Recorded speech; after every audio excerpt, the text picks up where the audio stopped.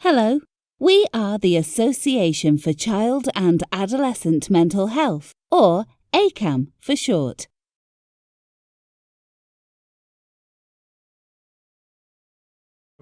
So my name is Dr. Jim Lyng. I'm a psychologist with Lyng Community Mental Health Services, and I'm an adjunct assistant professor with Trinity College in Dublin. So what's life like as a travelling trainer?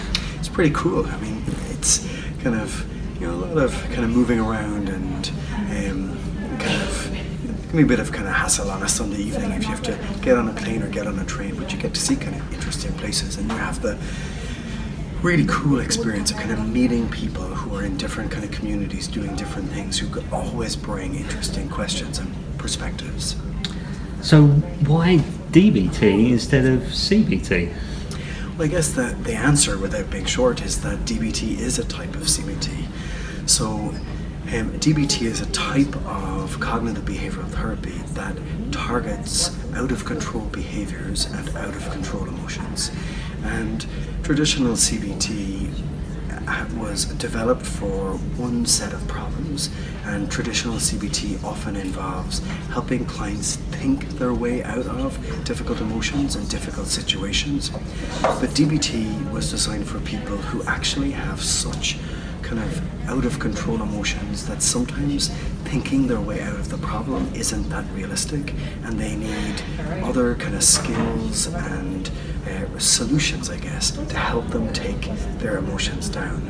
But DBT includes almost every part of standard CBT and then adds some extra things in. So do you feel that there's a most common misunderstanding of DBT when you're teaching and when you're training? It's a really interesting question. So I think that sometimes DBT is misunderstood as a therapy that involves just teaching people how to tolerate distress. It's like it's a therapy that just teaches people how to survive a crisis. And while that's an important part of DBT, because of course being able to survive a crisis is a super important life skill, DBT goes far further than that, in that it also helps people to understand and change their emotional reactions and helps them kind of work towards achieving their life goals. Something that goes far beyond just dealing with a crisis right now. So as an advocate of DBT, what would you think the actual limitations are, if indeed there are any? Well, there are certainly a number of limitations. The first is, for starters, we need to stay close to the data. So DBT has a nice body of research that's being carried out mostly from a few different centres in Europe and the US, but there are wonderful researchers working all over the world doing interesting stuff with DBT. So we need to stay close to the data and not sell DBT beyond what we already know.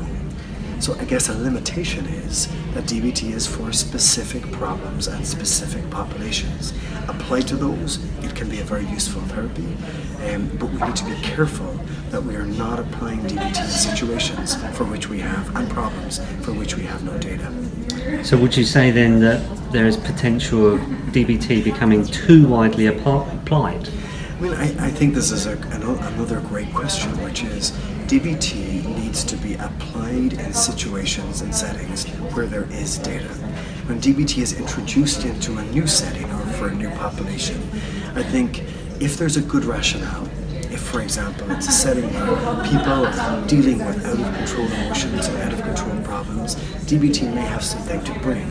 But at the same time, if the population or setting is different, we need to also collect data as we go along in that setting and be sure that DBT can be applied there successfully, and not to presume that DBT can be applied anywhere. Fantastic. And we're here in Dublin today. How do you think that the conference has gone? What do you feel the response has been from the delegates that are here? I think people have worked really hard. I think it's a Friday, and I've been amazed this afternoon that people have kind of kept their attention with us. There's been some really good, challenging questions.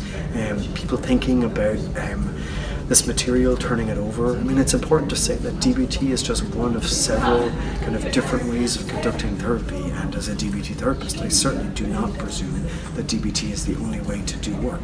So one of the things you've got to respect in a kind of really mixed conference like this is that there's lots and lots of expertise in the room. You want to honor that expertise and the different viewpoints, and not just kind of blindly sell your one version of things to the detriment of everything else. And just finally, Jim, what does the rest of 2017 hold for Jim Lyng? And what does 2018 hold for Jim Lyng?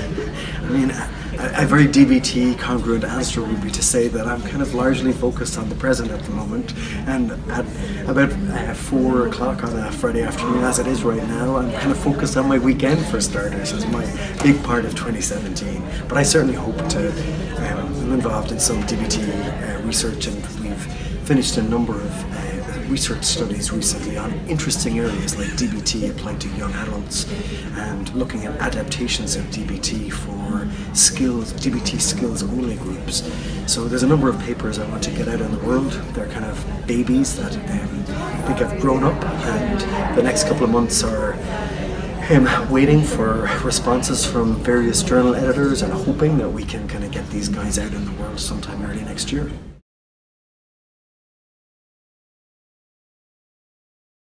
To be part of the advancement of child and adolescent mental health, visit www.acamh.org.